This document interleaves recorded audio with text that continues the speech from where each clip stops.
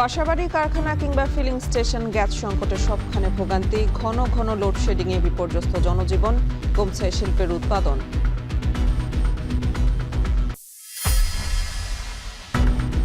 বহুল প্রতীক্ষিত জুলাই স্মৃতি জাদুঘরের উদ্বোধনকাল। গণ অভ্যুত্থানের স্মারক আর দলিলে সাজানো সংগ্রহশালাটি উদ্বোধন করবেন প্রধানমন্ত্রী তারেক রহমান। একের পর এক হত্যা, চাঁদাবাজি আর সন্ত্রাসে হুমকির মুখে চট্টগ্রামের জননিরাপত্তা।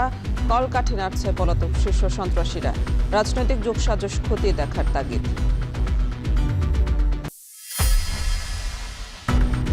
পাবনার আটঘরিয়ায় চালুর আগেই চুরি সোলার সেচ প্রকল্পের যন্ত্রাংশ। অচল অর্ধ কোটি টাকার প্রকল্প, পাম্প স্থাপনের সঠিক স্থান নির্বাচন না করার অভিযোগ।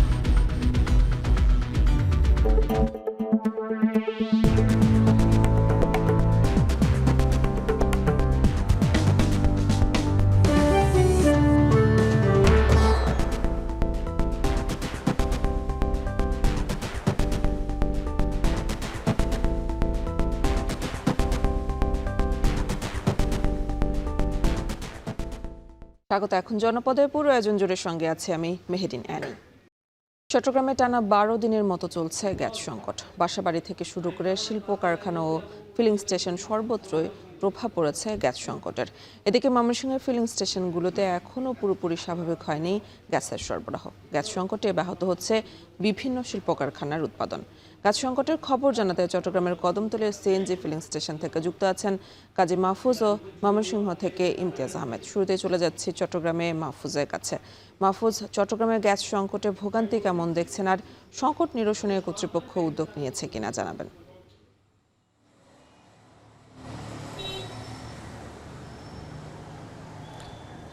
ভোগান্তির শেষ নেই। চট্টগ্রামে টানা 12তম দিনের মতো চলছে এই গ্যাস সংকট। আমরা দেখতে পাচ্ছি বাসাবাড়ি থেকে শুরু করে শিল্প কারখানা এবং বিদ্যুৎ উৎপাদন কেন্দ্র, একই সাথে সিএনজি রিফুয়েলিং যে স্টেশনগুলো আছে, সব জায়গায় কিন্তু এই সংকট দিন দিন তীব্র হচ্ছে। আমরা এই মুহূর্তে যে রিফুয়েলিং স্টেশনে রয়েছি, এখানে কিন্তু সকাল 7টা থেকেই পুরোপুরি গ্যাস সরবরাহ বন্ধ রয়েছে এবং স্টেশনের যারা কর্তৃপক্ষ রয়েছেন তারা জানিয়েছেন রাত 12:30টার পর থেকে তারা নিরবিচ্ছিন্নভাবে গ্যাস দিয়েছিল, কিন্তু 7টার দিকে এসে চাপ কমে যাওয়াতে তারা এখন বন্ধ রেখেছে। আমরা এখানে দেখতে পাচ্ছি শত শত সিএনজি থেকে শুরু করে বিভিন্ন যানবাহন রাত থেকেই অপেক্ষা করছে। অনেক চালক আমরা দেখেছি রাতেই তারা গাড়িতেই রাত্রি যাপন করেছেন এবং তারা আশা করেছিল যে হয়তো 5-6 ঘন্টা অপেক্ষার পরে তাদের কাঙ্ক্ষিত সে গ্যাস সকালের দিকে পাবে, কিন্তু সকালে এসে তারা দেখতে পেল যে 7টার দিকে পুরোপুরি বন্ধ রয়েছে। এখন আসলে কবে নাগাদ গ্যাস সরবরাহ পুরোপুরি সচল হবে সেটিও তারা বলতে পারছেন না এবং এখানে যারা সিএনজি স্টেশনের কর্তৃপক্ষ রয়েছেন তারাও কেউ নির্দিষ্ট করে বলতে পারছে না। যদিও আমরা আরপিজিসিএল এর যে কর্তৃপক্ষ তাদের সাথে কথা বলেছি, যেহেতু মহেশখালীর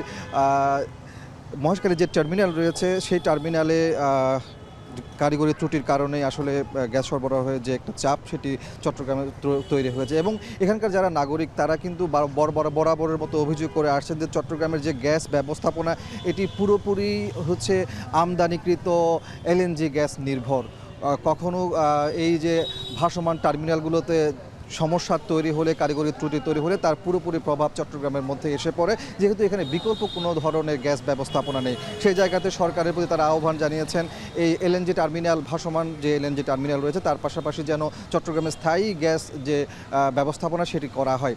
আমি বলে রাখি যে চট্টগ্রামে আসলে গ্যাসের যে চাহিদা সেটি হচ্ছে 400 মিলিয়ন ঘনফুট। সেই জায়গাতে আমরা দেখতে পাচ্ছি গত এক সপ্তাহ ধরে যে সরবরাহ সেটি অর্ধেকে নেমে এসেছে, অর্থাৎ 200 মিলিয়ন ঘনফুট গ্যাস সরবরাহ করা হচ্ছে, যার কারণে তার প্রভাবটি কিন্তু সর্বত্র পড়েছে এবং মানুষ বেশ ভোগান্তির মধ্যে পড়েছে। বিশেষ করে গণপরিবহনে আমরা দেখতে পাচ্ছি যে সংখ্যাটা কমে গেছে রাস্তাঘাটে এবং যে সকল গণপরিবহনগুলো এখন রাস্তায় চলাচল করছে সেখানে কিন্তু দ্বিগুণ ভাড়া নেওয়া হচ্ছে, সেই অভিযোগও আমরা দেখতে পাচ্ছি। তো সব কিছু মিলিয়ে আসলে সমস্যা তীব্র হচ্ছে। এমন অবস্থায় আমরা জানতে পেরেছি যে আরপিজিসিএল তারা জানিয়েছে আগামী 2-1 দিনের মধ্যে যে সংকট তৈরি হয়েছে এলএনজি টার্মিনালে সেটি সমাধান হয়ে যাবে এবং গ্যাস যে ব্যবস্থাপনা সরবরাহ সেটি পুরোপুরি স্বাভাবিক হবে, তারা এমনটি জানিয়েছেন। গ্যাস সংকটের আরও খবর জানতে এবার চলে যাবে ময়মনসিংহে ইমতিয়াজের কাছে। ইমতিয়াজ, আমরা চট্টগ্রামের অবস্থা দেখছিলাম, তো ময়মনসিংহে আসলে ফিলিং স্টেশনে গ্যাসের চাপ কেমন দেখছেন?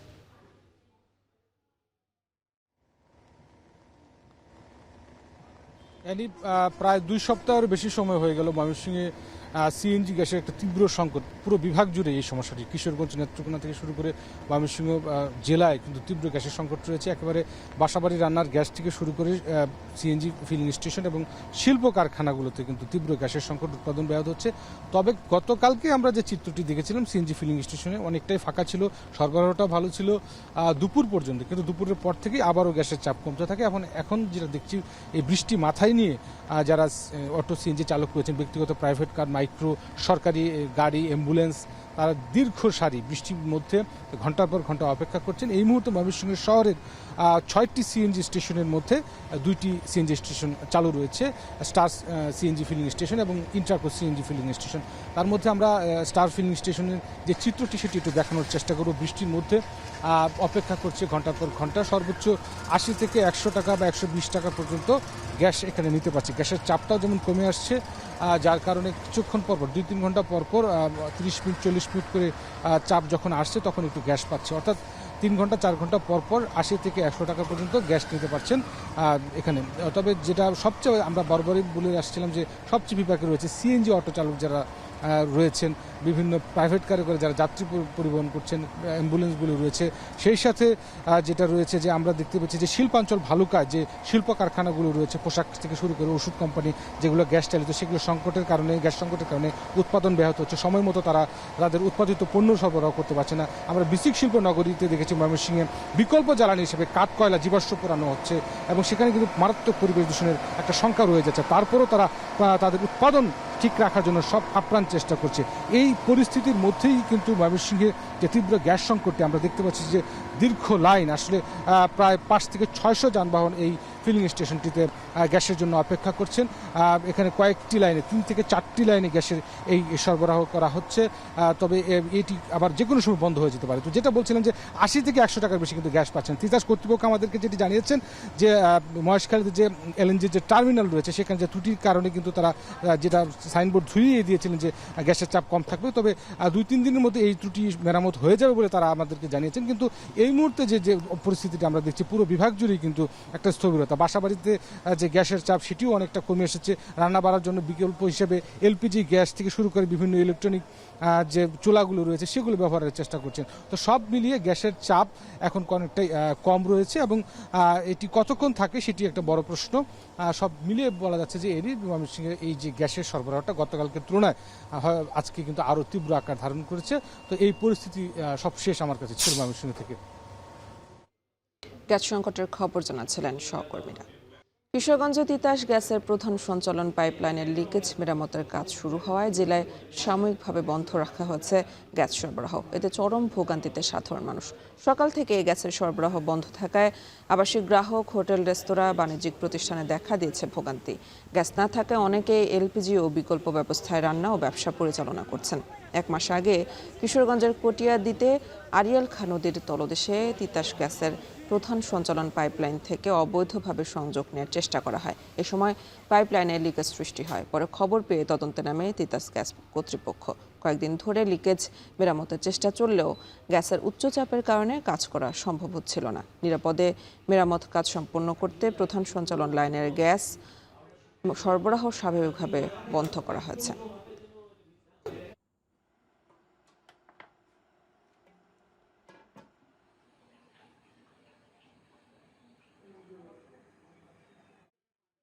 এদিকে লোডশেডিং কমেনি সৈয়দপুরে। শহরাঞ্চল 5 থেকে 6 ঘন্টা আর গ্রামাঞ্চলে 8 থেকে 10 ঘন্টা পর্যন্ত হচ্ছে লোডশেডিং। সরবরাহের ঘাটতিকে লোডশেডিংয়ের কারণ বলছেন বিদ্যুৎ বিভাগের কর্মকর্তারা। আর এই নিয়ে আরও জানাতে সৈয়দপুর থেকে যুক্ত আছেন সহকর্মী আমিরুল বাপ্পি। বাপ্পি, লোডশেডিংয়ে জনজীবনে ভোগান্তি কেমন দেখছেন, এ বিষয়ে বিস্তারিত জানাবেন।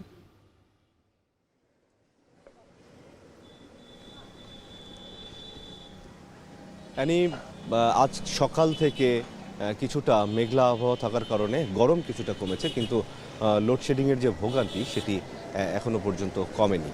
আমরা সকালেও দেখেছি যে লোডশেডিংয়ের কবলে ছিল গোটা শহর। তো এর ফলে যেটি হয়েছে, বিশেষ করে যে ক্ষুদ্র কারখানাগুলো আছে তারা বেশি ভোগান্তিতে পড়ছে। তাদের উৎপাদন ক্ষমতা যতখানি তার থেকে কম উৎপাদন করছে তারা। আর বড় কারখানা যেগুলো আছে তাদের বিকল্প যেহেতু জ্বালানি ব্যবস্থা থাকে, তাদের খুব বেশি সমস্যা হচ্ছে না, কিন্তু তাদের ওই খরচটা বেড়ে যাচ্ছে। আপনি নিশ্চয়ই জানেন যে সৈয়দপুরে প্রায় 4.5 থেকে 500 যে হালকা প্রকৌশল শিল্পে অর্থাৎ লেদ মেশিনের কারখানা আমরা যেগুলোকে চিনে থাকি সেগুলো আছে।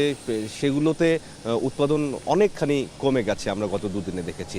যদিও স্থানীয় বিদ্যুৎ বিভাগের কর্মকর্তারা বলছেন যে সকালে কিছুটা সরবরাহের ঘাটতি থাকলে এই মুহূর্তে সরবরাহের ঘাটতি নেই, এই মুহূর্তে লোডশেডিং হচ্ছে না, এটাও তাদের দাবি। কিন্তু আশেপাশে কিছু এলাকায় হয়তো বৃষ্টির কারণে ফিডার বন্ধ থাকার কারণে হয়তো লোডশেডিং হচ্ছে, এরকমটি তারা দাবি করছেন। আমরা গ্রামাঞ্চলে খোঁজ নিয়ে দেখেছি, গ্রামাঞ্চলে কিন্তু পরিস্থিতির খুব একটা উন্নতি হয়নি। সেখানে গত কয়েকদিন ধরে যেরকম লোডশেডিং ছিল আজও সেরকম লোডশেডিং হচ্ছে, এবং গ্রামাঞ্চলের যে গরমটি সেটি অনেক ভ্যাপসা আকার ধারণ করেছে। শহরাঞ্চলেও তাই, শহরাঞ্চলেও ভ্যাপসা গরম ধারণ করেছে। এর ফলে যেটি হয়েছে যে হাসপাতালগুলোতে রোগীর চাপ কিছুটা বেড়েছে। আমি ডাক্তারদের সাথে কথা বলেছি, তারা যেটি জানিয়েছে যে গরমের কারণে গরমজনিত বেশ কিছু অসুখ যেমন সর্দি, কাশি, জ্বর এগুলো বেড়েছে, এবং বহির্বিভাগে যত রোগী চিকিৎসা নিচ্ছেন তার বেশিরভাগই আসলে এই সমস্যাগুলো নিয়ে তারা চিকিৎসকের পরামর্শের জন্য যাচ্ছেন, এটি আমাদেরকে ডাক্তাররা জানিয়েছেন। জানিয়ে রেখে যে গতকাল সোমবার সারা দেশে 1000 মেগাওয়াটের কিছু বেশি লোডশেড ছিল, অর্থাৎ চাহিদার তুলনায় কিছুটা ঘাটতি ছিল 1000 মেগাওয়াটের বেশি। তো সেই প্রভাবটি আসলে সারা দেশেই পড়েছে। যদিও এখন হয়তো চাহিদার তুলনায় সৈয়দপুরে সরবরাহ ঠিকঠাক আছে, কিন্তু এটি কখন আবার কমে যাবে, চাহিদার তুলনায় সরবরাহ কমে যাবে, সেটি বিদ্যুৎ বিভাগের কর্মকর্তারাও ঠিকঠাক মতো বলতে পারছে না। আর এই ঘাটতির কারণ হিসেবে তারা নির্দিষ্ট কোনো উত্তর দিতে পারছে না। তবে আমরা যতটুকু জানতে পেরেছি যে গ্যাস সরবরাহ কম থাকার কারণে বিদ্যুৎ উৎপাদন কম হচ্ছে, যার কারণে এই লোডশেডিংগুলো হচ্ছে। তো সব মিলিয়ে পরিস্থিতি কবে নাগাদ স্বাভাবিক হবে সেটি এখনও ঠিক নিশ্চিত বলা যাচ্ছে না। এই ছিল আমার কাছে সৈয়দপুর থেকে সবশেষ অবস্থা। সৈয়দপুরের লোডশেডিংয়ের খবর জানাচ্ছিলেন সহকর্মী আমিরুল বাপ্পি। কাল উদ্বোধন হতে যাচ্ছে জুলাই গণঅভ্যুত্থান স্মৃতি জাদুঘর। একনায়কতান্ত্রিক শাসনের নির্যাতন, আন্দোলন সংগ্রাম এবং ছাত্র জনতার প্রতিরোধের নানা স্মৃতি ও দলিল নিয়ে সাজানো হয়েছে জাদুঘরটি। বহুল প্রতীক্ষিত সংগ্রহশালাটি উদ্বোধন করবেন প্রধানমন্ত্রী তারেক রহমান। রাজনীতিবিদরা বলছেন এটি শুধু একটি ভবন নয়, বরং লাখো মানুষের প্রতিরোধ, ত্যাগ ও সংগ্রামের জীবন্ত স্মারক। বিস্তারিত জাবেদ আবদুল্লাহর প্রতিবেদনে। ছাত্র জনতার তীব্র আন্দোলনের মুখে 2024 সালের 5 আগস্ট পতন হয় আওয়ামী লীগ সরকারের। রক্তক্ষয়ী সেই গণ অভ্যুত্থানে দীর্ঘ 17 বছরের শাসনেরও অবসান ঘটে সে সময়। সেদিন গণভবনের প্রতিটি অংশে ছড়িয়ে পড়েছিল জনতার ক্ষোভ। ক্ষমতাচ্যুত প্রধানমন্ত্রী বাসভবন চলে গিয়েছিল ছাত্র জনতার দখলে।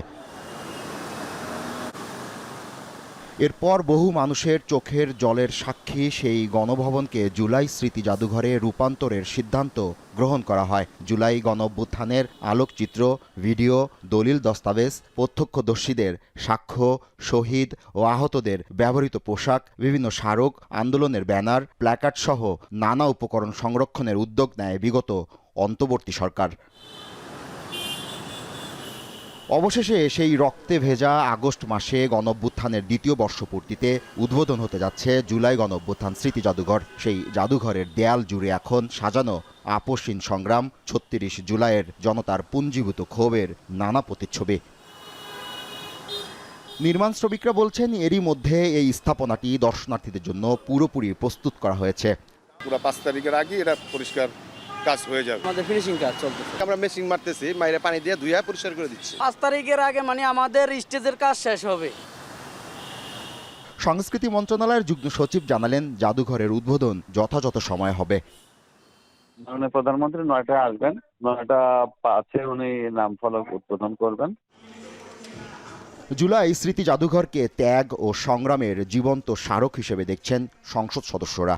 আমাদের ছেলেরা, আমাদের মেয়েরা, আমাদের শ্রমিক, কৃষক বুকের রক্ত দিয়ে আমাদেরকে যে মজলুমের সংসদ এনে দিল, আশা আকাঙ্ক্ষার যে সংসদ, সেই সংসদের প্রেক্ষাপটে আজকে তারেক রহমান বাংলাদেশের প্রধানমন্ত্রী। অতএব ওনার ভিতরেই আছে যে উনি নিজে এটা উদ্বোধন করবেন। জুলাই শহীদ স্মৃতি জাদুঘর সেটা উদ্বোধনের ফলে আমার মনে হয় যে জুলাই গণ অভ্যুত্থানকে সব দল যে ধারণ করে এটা প্রমাণ করার একটা জায়গা তৈরি হবে। ভবিষ্যতে কোনো শাসক যাতে ফ্যাসিবাদী হয়ে উঠতে না পারে তা স্মরণ করিয়ে দেওয়া এবং জনরোষের ইতিহাস জীবন্ত রাখতে এমন উদ্যোগ প্রশংসনীয় বলছেন অন্তর্বর্তী সরকারের সাবেকরা। গভর্নমেন্ট 2 বছর পরে যেটা একদম ঐতিহাসিক একটা দিনে যে এটা ওপেনিং হতে যাচ্ছে, এটা জাতির জন্য খুবই বড় গুড নিউজ। এই জাদুঘরে প্রবেশের সময়সূচি সকাল 10টা হতে সন্ধ্যা 6টা পর্যন্ত রাখা হয়েছে অনলাইনে টিকিটের ব্যবস্থাও। জাবেদ আব্দুল্লাহ, এখন, ঢাকা। বারবার প্রকাশ্য হত্যাকাণ্ড, ভারী অস্ত্রের ব্যবহার এবং বেপরোয়া সন্ত্রাসী তৎপরতায় চরম হুমকির মুখে পড়েছে চট্টগ্রামের জননিরাপত্তা। আইনশৃঙ্খলা বাহিনী বলছে, অস্ত্র উদ্ধার এবং বহু সন্ত্রাসীকে গ্রেফতারের পরও পলাতক কিছু অপরাধী এখনও নেপথ্যে থেকে কলকাঠি নাড়ছে। তবে এদের পেছনে কোনো রাজনৈতিক চাপ আছে কিনা তা খতিয়ে দেখার দাবি সচেতন মানুষের। বিস্তারিত শোয়েব রহমানের প্রতিবেদনে।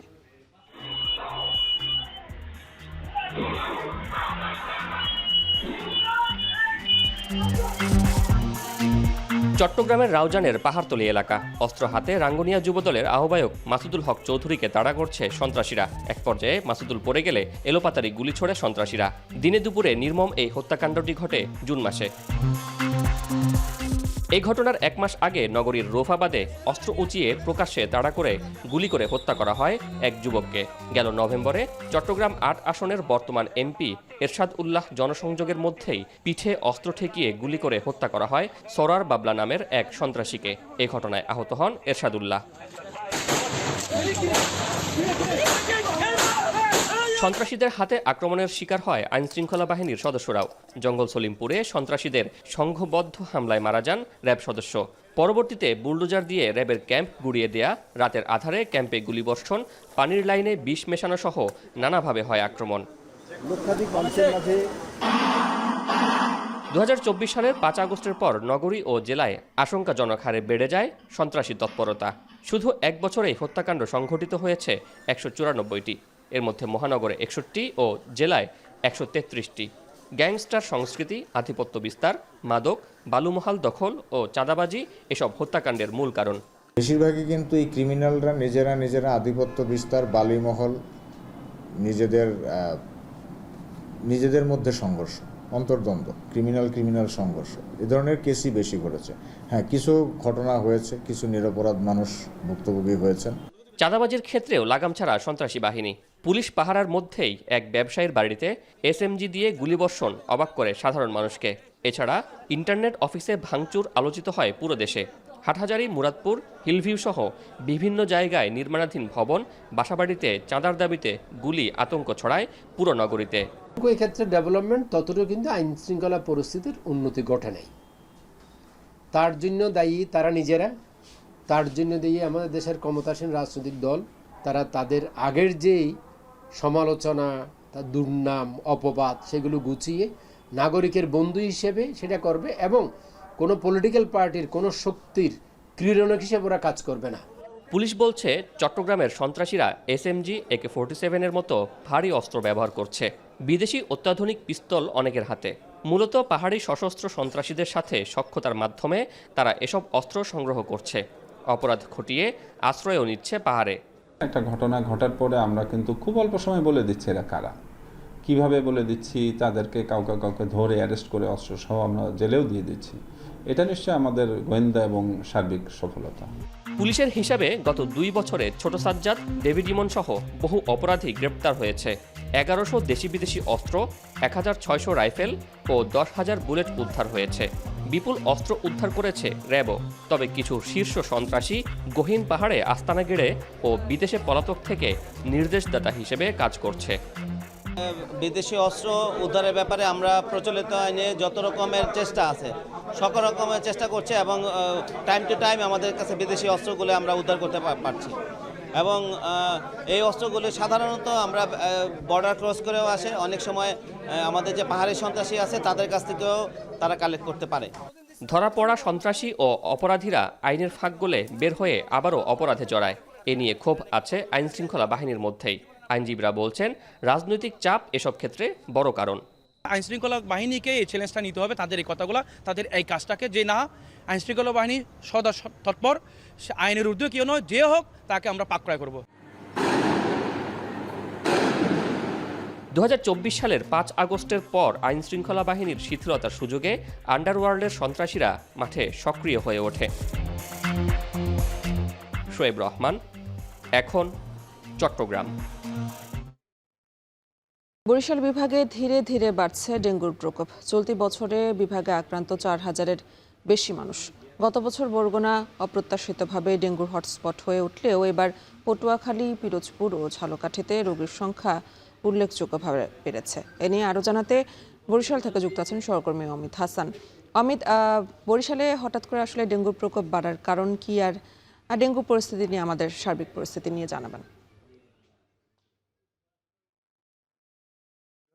প্রতিনিয়তই কিন্তু বেড়ে চলেছে ডেঙ্গুর সংক্রমণ এবং প্রকোপটাও বাড়ছে। বিশেষ করে বরিশাল শেরেবাংলা মেডিকেল কলেজ হাসপাতালে দেখা যাচ্ছে যে আজকে প্রায় 64 জন রোগী ভর্তি রয়েছে। এছাড়াও বরিশাল বিভাগের বিভিন্ন হাসপাতালগুলোতে আমরা বিশেষ করে পিরোজপুর এলাকায়, বরগুনা এলাকায় কিংবা ঝালকাঠিতে দেখা যাচ্ছে রোগীর সংক্রমণ বেশি। এবং বরিশাল শেরেবাংলা মেডিকেল কলেজ হাসপাতালে প্রতিদিনই দেখা যাচ্ছে 8 থেকে 10 জন রোগী প্রতিদিন ভর্তি হচ্ছে চিকিৎসা নেওয়ার জন্য। এবং এখানে বেশিরভাগ রোগী কিন্তু বরিশালের বিভিন্ন জেলা উপজেলা থেকে আসছেন উন্নত চিকিৎসার জন্য। একটু জানিয়ে রাখি যে বরিশালের এবছরে এখন পর্যন্ত আক্রান্ত হয়েছে 4000-এর অধিক রোগী।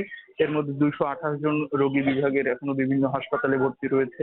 এবং একটু জানিয়ে রাখি যে গত জুলাই মাসে এই আক্রান্তের সংখ্যাটা বেড়েছে এবং সবচেয়ে বেশি আক্রান্ত হয়েছে জুলাই মাসে। আমরা দেখেছি যে প্রায় 1000-এর অধিক রোগী আক্রান্ত হয়েছে এবং 2 জন মৃত্যুবরণ করেছে। এবং এখন পর্যন্ত চলতি বছরে দেখা যাচ্ছে যে 7 জন রোগী ডেঙ্গুতে আক্রান্ত হয়ে মৃত্যুবরণ করেছে।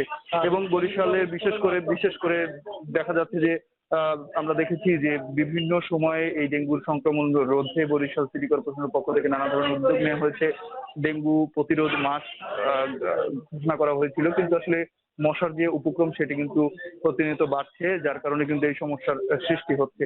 এবং চিকিৎসকরা বলছেন যে প্রশাসনের পাশাপাশি যারা জনগণ রয়েছেন কিংবা নাগরিক সমাজ রয়েছেন সকলকে সচেতন হতে হবে, তাহলে এই রোগের সংক্রমণ থেকে কিছুটা মুক্তি পাওয়া যাবে বলে মনে করছেন। তবে আরেকটা সমস্যার কথা হলো যে বরিশাল শেরেবাংলা মেডিকেল কলেজ হাসপাতালে ডেঙ্গু কর্নার করা হয়েছে রোগীর চাপ বাড়ার সাথে সাথেই। তবে সেখানে আমরা দেখতে পেয়েছি যে ডেঙ্গু রোগী ছাড়াও অন্যান্য যে রোগী রয়েছে তাদেরকেও চিকিৎসা সেবা দেওয়া হচ্ছে এবং কোনো বেডেই কিন্তু কোনো মশারির ব্যবস্থা নেই, যার কারণে কিন্তু এই যে একজনের শরীর থেকে আরেকজনের শরীরে ডেঙ্গুর যে সংক্রমণ সেটি ছড়িয়ে পড়ার কিন্তু একটি আশঙ্কার কথা জানিয়েছেন যারা রোগী কিংবা রোগীর স্বজন রয়েছেন তারা। এবং বরিশাল শেরেবাংলা মেডিকেল কলেজটিতে সবসময় কিন্তু রোগীর চাপ থাকে। বিশেষ করে আমরা দেখেছি যে হামের সংক্রমণ যখন বেড়েছে তখন রোগীর চাপ বেড়েছে। এখন ডেঙ্গু সংক্রমণ কিছুটা বাড়ছে প্রতিনিয়ত, যার কারণে বিভিন্ন জেলা উপজেলা থেকে যারা রোগী রয়েছেন তারা কিছুটা অসুস্থ হয়ে পড়লেই কিন্তু চিকিৎসার জন্য এই শেরেবাংলা মেডিকেল কলেজটি বেছে নেন এবং এখানেই চিকিৎসা সেবা নিয়ে থাকেন, যার কারণে দেখা যাচ্ছে যে এখানে রোগীর চাপ সবসময় বেশি থাকে। সেই চাপে সামাল দিতে শেরেবাংলা মেডিকেল কলেজ হাসপাতাল কর্তৃপক্ষ কিছুটা হিমশিম ছিল। তারা বলছেন যে তারা প্রতিনিয়ত তাদেরকে চিকিৎসা সেবা দিয়ে যাচ্ছেন। এবং ডেঙ্গুর যে সংক্রমণ সেটি আমরা দেখেছি যে চলতি এই যে 7টি মাস চলে গেছে এবছরে, তার মধ্যে আসলে গত মাস বিশেষ করে জুলাই মাসে এই সংক্রমণটি সবচেয়ে বেশি ছিল। এবং এই যে জুলাই মাসের পর থেকে এখন আগস্ট মাস চলছে এবং আগস্ট মাসেও দেখা যাচ্ছে যে প্রতিদিনই রোগীরা ভর্তি হচ্ছে। বিশেষ করে আমরা দেখেছি যে গত 24 ঘন্টায় দেখা যাচ্ছে যে 70-এর উপরে রোগী কিন্তু বরিশালের বিভিন্ন হাসপাতালে, বরিশাল বিভাগের বিভিন্ন হাসপাতালে ভর্তি রয়েছে। সব মিলিয়ে বলা যায় যে বরিশাল বিভাগ জুড়েই কিন্তু প্রতিনিয়ত এই যে ডেঙ্গুর প্রকোপ সেটি কিন্তু বেড়েই চলেছে। এবং বরিশালের ডেঙ্গু পরিস্থিতি নিয়ে জানাচ্ছিলেন সহকর্মী অমিত হাসান। বুড়ো মৌসুমে ধান চাল সংগ্রহ অভিযান শেষের দিকে বগুড়ায় লক্ষ্যমাত্রার চেয়েও বেশি ধান সংগ্রহ করা হয়েছে, যদিও পূরণ হয়নি চাল সংগ্রহের লক্ষ্যমাত্রা। ধান চাল সংগ্রহের খবর জানাতে বগুড়ার নন্দীগ্রাম থেকে যুক্ত আছেন সহকর্মী মাজেদুর রহমান। মাজেদ, বগুড়ার ধান চাল সংগ্রহের বিস্তারিত জানাবেন আমাদের।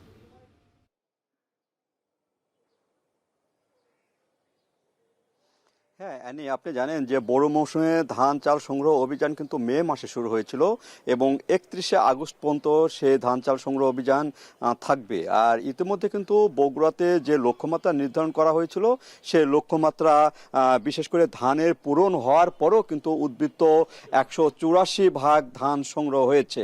আর চালের লক্ষ্যমাত্রাটা এখনও পূরণ হয় নাই, তবে খুব অল্প সময়ের মধ্যে এটিও পূরণ হবে। আর আপনি জানেন যে এবারে যখন ধান চাল সংগ্রহ অভিযান শুরু করে তখন কিন্তু সরকার একটি একটি দর বেঁধে দেয় কৃষক এবং মিলারদের কাছে। সেটা হলো কৃষকের কাছ থেকে ধান সংগ্রহ করা হবে এবং মিলারের কাছ থেকে চাল সংগ্রহ করা হবে। সেক্ষেত্রে কৃষককে প্রতি কেজি ধানের মূল্য কিন্তু 36 টাকা নির্ধারণ করেছিল, অর্থাৎ 1440 টাকা মন দরে সরকার ধান কিনবে তাদের গুদামে। কিন্তু হাট বাজারে ধানের দাম তেমন না থাকায়, অর্থাৎ 1200-1300 পর্যন্ত থাকায় এবারে কিন্তু কৃষকরা এই খাদ্য গুদামে ধান দিতে আগ্রহী হয়েছে এবং ধানের লক্ষ্যমাত্রা হয়েছে। সেক্ষেত্রে যদি অন্যান্য জেলায় কম হয়ে থাকে, সেটিও কিন্তু বগুড়া পূরণ করছে তাদের ধান সংগ্রহ অভিযান ঠিক রাখার জন্য, সেটি করা হচ্ছে এবং এখনও চলছে। আর চালের যে সংগ্রহ অভিযান সেটি কিন্তু চলমান রয়েছে। এখানে বর্ষা বাদল এবং অনেক কারণে কিন্তু চাল এখনও সংগ্রহ হয়নি। আর লক্ষ্যমাত্রা যদি বলি, এখানে 17,281 মেট্রিক টন ধান সংগ্রহ করার কথা, সেটি কিন্তু 29,000 মেট্রিক টন ধান সংগ্রহ করা হয়ে গেছে। আর চাল সংগ্রহ যে লক্ষ্যমাত্রা সেটি হলো 78,000 সামথিং, যেটি চাল সংগ্রহ করবে সেখানে কিন্তু প্রায় 61,000 চাল সংগ্রহ হয়ে গেছে। সেক্ষেত্রে বলা যায় যে ধান সংগ্রহ অভিযান সাকসেসফুল হওয়ার পরেও উদ্বৃত্ত করেছে, কিন্তু চালটি সংগ্রহ এখনও কিছু বাকি রয়েছে, তবে অল্প দিনের মধ্যে হয়ে যাবে। আর এখানে মিল মালিকরা যেটি বলছেন যে তাই 29 টাকা, এখানে 49 টাকা কেজি দরে চাল সংগ্রহ করবে। সেক্ষেত্রে মিল মালিকরা বলছেন 50 টাকা কেজি দরে চাল সংগ্রহ যদি লক্ষ্যমাত্রা করা যেত তাহলে হয়তো আরও ভালো হতো, তাদের লাভ থাকতো এবং খুবই স্বাচ্ছন্দ্যে তারা এই চালটি দিতে পারত। তারপরও তারা চাল দিবে এবং তেমন লাভ না হলেও তারা কিন্তু চাল দিবে এবং লক্ষ্যমাত্রা পূরণ করবে, এমনটি বলছে মিল মালিকরা। আর এখানে কৃষকরা যেটি বলছেন, তারা এখানে যে ধান সেটা কিন্তু তারা দিতে পেরেছেন এবং ভালোভাবে দিতে পেরেছেন, সেক্ষেত্রে তারা সন্তুষ্টি প্রকাশ করেছেন।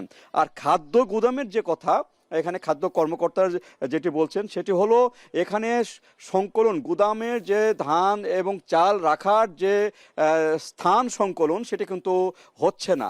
এখানে তারা ধান এবং চাল আরও কিনতে পারতেন, কিন্তু যেহেতু এখানে গুদামে যে সংকলন মানে স্থান না থাকার কারণে তারা কিনতে পারছে না, সেক্ষেত্রে তারা যে বলছেন যদি এখানে সেন্ট্রাল যে গুদামগুলো রয়েছে সেখানে যদি বগুড়ার গুদামগুলো থেকে ধান এবং চাল নিয়ে যাওয়া যেত, বিশেষ করে চাল নিয়ে যাওয়া যেত, তাহলে হয়তো তারা আরও ধান এবং চাল এখানে কিনতে পারতেন, এমনটি বলছেন।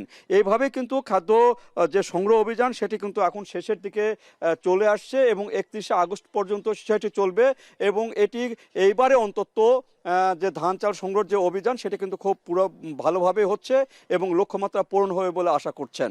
তো এই ছিল আমার কাছে ধান চাল সংগ্রহের যে সর্বশেষ তথ্য এখান বগুড়া থেকে, সেটি জানাচ্ছিলাম। ধন্যবাদ। বগুড়া থেকে যুক্ত ছিলেন সহকর্মী মাজেদুর রহমান। গ্রামের হাট শুধু কেনাবেচার জায়গা নয়, এটি মানুষের মিলন মেলা, সংস্কৃতি আর গ্রামীণ অর্থনীতির অন্যতম চালিকা শক্তি। নরসিংদীর রায়পুরা উপজেলার রাধাগঞ্জে প্রতি মঙ্গলবার বসে এমনই এক ঐতিহ্যবাহী হাট, যার ইতিহাস জড়িয়ে আছে প্রজন্মের পর প্রজন্মের স্মৃতির সঙ্গে। সপ্তাহে একদিন বসা এই হাটে লেনদেন হয় কোটি টাকারও বেশি। কাউসার আহমেদের ছবিতে রাকিবুল ইসলামের প্রতিবেদন। শতবর্ষী বটগাছের বিশাল ছায়া, সেই ছায়াতলেই ভোর না হতে সাজতে শুরু করে দোকান। সময় যত গড়ায় ততই বাড়তে থাকে মানুষের ভিড়। নৌপথ, সড়কপথ কিংবা পায়ে হেঁটে আশপাশের বিভিন্ন এলাকা থেকে ছুটে আসেন ক্রেতা বিক্রেতারা। প্রতি মঙ্গলবার এভাবেই প্রাণ ফিরে পায় নরসিংদীর রায়পুরা উপজেলার ঐতিহ্যবাহী রাধাগঞ্জ হাট। স্থানীয়দের কেউ বলেন এই হাটের বয়স 2 শতাধিক বছর, আবার কারো মতে 400 বছরেরও বেশি। এটার নাম হলো রাধা রানীর জায়গা, পরে রাধাগঞ্জ এই হাটটার নাম। এটা মঙ্গলবারে জমে আর বৃহস্পতিবার আর রবিবারে 3 দিন জমে। বাজারটার মধ্যে প্রায় 2000-এর উপরে দোকান আছে। এই হাটে মেলে গ্রামীণ জীবনের প্রয়োজনীয় প্রায় সব। মাটির তৈজসপত্র, বাঁশ ও বেতের তৈরি ঝুড়ি, কুলা, ডালা, মুড়া, কৃষিকাজের নানা সরঞ্জাম থেকে শুরু করে গৃহপালিত হাঁস, মুরগি ও কবুতরের জমজমাট বেচাকেনা চলে সারাদিন। পাশাপাশি লুঙ্গি, গামছা, শাড়ি, কাপড়, মশলা, মিষ্টি, মুখরোচক খাবার এবং নিত্য প্রয়োজনীয় পণ্যের দোকানেও থাকে উপচে পড়া ভিড়। জোড়া কবুতর বিক্রি হয় 500 টাকা থেকে 5000 টাকা পর্যন্ত, আর হাঁস মুরগির দাম নির্ধারিত হয় জাত ও আকার ভেদে। স্থানীয় কৃষক ও ক্ষুদ্র উদ্যোক্তাদের উৎপাদিত পণ্য সরাসরি বিক্রির সুযোগ তৈরি হওয়ায় এই হাট তাদের আয়েরও একটি গুরুত্বপূর্ণ মাধ্যম। একটা মানুষের জীবনে যা লাগে গরু, ছাগল, কবুতর, হাঁস, মুরগ, বেতের জিনিসপত্র, আসবাবপত্র, খাবার দাবার সব কিছু পাওয়া যায় আমাদের এখানে। চীনা হাঁস, রাজা হাঁস, দেশি মুরগি সবই বাঁচি নয়। লিয়াল আছে, কাপাই আছে, বাতি আছে, বিছুন আছে, কাশি আছে, এরপরে সগম আছে, দাড়ি আছে, ছাই আছে, আরো বিভিন্ন মাল আছে আমার বগুলো। স্থানীয়দের কাছে রাধাগঞ্জ হাট শুধু একটি বাজার নয়, এটি সামাজিক বন্ধনেরও প্রতীক। সপ্তাহ জুড়ে ব্যস্ত মানুষগুলো মঙ্গলবার এখানে এসে কেনাকাটার পাশাপাশি আত্মীয় স্বজন, বন্ধু ও পরিচিতদের সঙ্গে দেখা করেন। অনেকের কাছে এই হাট সপ্তাহের সবচেয়ে বড় মিলন মেলা, যেখানে কেনাবেচার পাশাপাশি টিকে আছে গ্রামের ঐতিহ্য, সম্পর্ক আর সংস্কৃতি। প্রতি মঙ্গলবার সকাল থেকে সন্ধ্যা অবধি জমজমাট থাকে রায়পুরার এই রাধাগঞ্জ হাট। বিভিন্ন পট্টি মিলিয়ে একদিনে এখানে লেনদেন হয় কোটি টাকার বেশি। রাকিবুল ইসলাম, এখন। পাবনার আটঘরিয়ায় কৃষকদের সেচ সুবিধা নিশ্চিত করতে প্রায় $1.5 কোটি টাকা ব্যয়ে স্থাপন করা হয়েছিল সৌরচালিত সেচ প্রকল্প, কিন্তু চালুর আগেই চুরি হয়েছে সৌর প্যানেল, ব্যাটারি ও বৈদ্যুতিক তার সহ বিভিন্ন যন্ত্রাংশ। ফলে কৃষকদের জন্য নেওয়া উদ্যোগটি এখন অচল। পাবনা থেকে মাসুদ রানার প্রতিবেদন।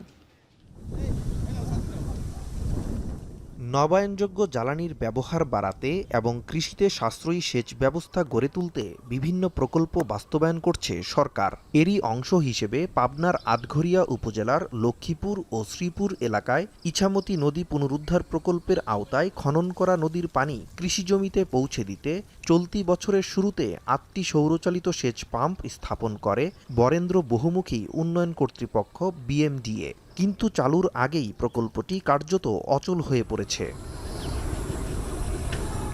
প্রকল্পের সৌর প্যানেল, ব্যাটারি, বৈদ্যুতিক তারসহ বিভিন্ন মূল্যবান যন্ত্রাংশ চুরি হয়ে গেছে।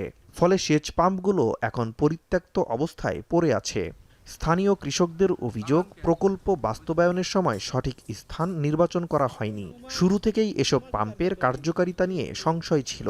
এর মধ্যেই যন্ত্রাংশ চুরির ঘটনায় পুরো উদ্যোগ ভেস্তে গেছে। বাধ্য হয়ে বিকল্প উপায়ে সেচ কার্যক্রম চালাতে হচ্ছে কৃষকদের। সেচ দূরে বসলে সেলোমেলো দিয়ে ধরেন 1000 টাকা বিঘি দেওয়া লাগে, আরো ঘোরা লাগে, 5 ভ্যান ট্যান আনা লাগে, মেলা ঝামেলা হয়। যারা এগুলি পরিকল্পনা করেছে, পরিকল্পনা করাটাও ভুল হয়েছে আর কি। প্রশাসনের কোনো পদক্ষেপ নাই, আসতেছে না, চুর হয়ে যাচ্ছে, অনেক কিছু চুর হয়ে গেছে। এদিকে বরেন্দ্র বহুমুখী উন্নয়ন কর্তৃপক্ষের দাবি, যন্ত্রাংশ চুরির বিষয়টি ইতোমধ্যে সদর দপ্তরে জানানো হয়েছে। নতুন করে যন্ত্রাংশ সংযোজন করে আগামী ইরিবোরো মৌসুমের আগেই সেচ পাম্পগুলো চালুর চেষ্টা চলছে। আমাদের সদর দপ্তরকে জানিয়েছে, সদর দপ্তর একটা টিম পাঠাবে বলে তারা মানে প্রতিশ্রুতি দিয়েছেন, এবং আমরা আশা করছি যে আগামী ইরিবোরো মৌসুমের পূর্বেই আমরা এলএলপিগুলো চালু করে কৃষকের উপকারে আনতে পারব। ইছামতি নদীর ভূ উপরিস্থ পানি সেচ কাজে ব্যবহারের সম্ভাব্যতা যাচাইয়ের জন্য পরীক্ষামূলকভাবে প্রায় $1.5 কোটি টাকা ব্যয়ে সৌরচালিত এই সেচ প্রকল্প বাস্তবায়ন করে BMDA। তবে চালুর আগেই যন্ত্রাংশ চুরি এবং প্রকল্প অচল হয়ে পড়ায় সরকারি অর্থের যথাযথ ব্যবহার ও প্রকল্প বাস্তবায়নের পরিকল্পনা নিয়ে প্রশ্ন তুলছেন স্থানীয়রা। এখন পাবনা। বিদ্যালয়ে বিশুদ্ধ পানির ব্যবস্থা না থাকায় চরম ভোগান্তিতে পড়েছে ঝিনাইদহের মহেশপুর উপজেলার 70 নম্বর আজমপুর সরকারি প্রাথমিক বিদ্যালয়ের শিক্ষার্থীরা। টিফিনের সময় এক গ্লাস পানি খেতে স্কুলের বাইরে ছুটতে হচ্ছে শিশুদের। 2 বছর ধরে এই সংকট চললেও স্থায়ী সমাধান মেলেনি। MR রাসেলের প্রতিবেদনে বিস্তারিত। টিফিনের ঘন্টা বাজতেই ছোট ছোট হাতে খালি বোতল নিয়ে শুরু হয় দৌড়ঝাঁপ। কেউ ছুটছে স্কুলের পাশের বাড়িতে, কেউ রাস্তার ওপারের টিউবওয়েলের দিকে। খেলাধুলার জন্য নয়, তীব্র গরমে এক চুমুক বিশুদ্ধ পানি পেতেই এই ছুটে চলা। ঝিনাইদহের মহেশপুর উপজেলার 70 নম্বর আজমপুর সরকারি প্রাথমিক বিদ্যালয়ের 136 শিক্ষার্থীর প্রতিদিনের চিত্র এটি।